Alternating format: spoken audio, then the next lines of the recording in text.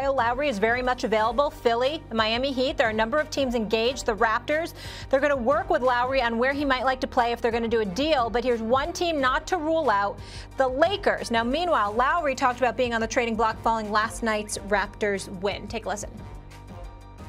It was kind of weird tonight, you know, not knowing what the next step would be, just with, you know, understanding that there's things that could possibly be done on the front of me and then other guys in our team and in the organization. So it's kind of weird, I'm be honest with you. But, you know, it was great to get a win. It was great. It felt good to be out there. And, you know, it would have been, of course, it would have been crazier if it was in Toronto, I'm assuming, I would think. But it was different tonight, for sure. I mean, who knows what's going to happen? Like, no one knows what's going to happen. But it was definitely, for sure, different. The unknown is always difficult, regardless of the situation. Stephen A., do this for me. Let's pretend he's going to the Lakers. If that is to happen, does that make them a title favorite? No, it does not. The only thing that's going to make the Lakers a title favorite is the complete health of Anthony Davis and LeBron James. Kyle Lowry has nothing to do with that. And that's not to cast any aspersions on Kyle Lowry. I've been covering Kyle Lowry since he was in high school in Philadelphia when I was writing for the Philadelphia Inquirer, and then he went to Villanova. He's a rough rider. He's rugged. He's a rugged defender. Obviously, he can make big-time shots, as we saw en route to him helping Kawhi Leonard capture a championship in Toronto with the Raptors against the Golden State Warriors a couple of years ago, although we all know they probably would have got swept if Kevin Durant was healthy. At the end of the day, Kyle Lowry, I apologize, is a damn good basketball player. This is not to cast any aspersions on him. But when you look at what is transpiring in Brooklyn, New York, with that three-headed monster, assuming they show up to actually play instead of all three taking a night off, okay?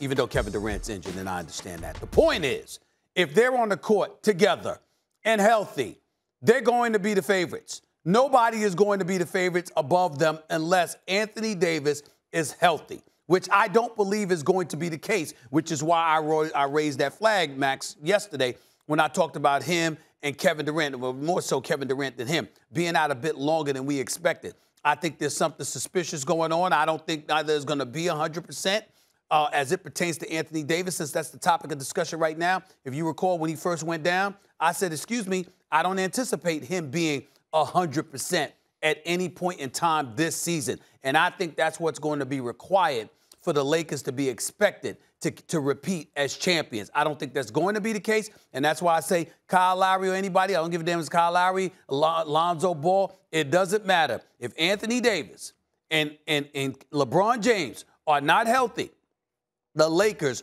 are not the favorites, period. I see it differently. Surprise, surprise.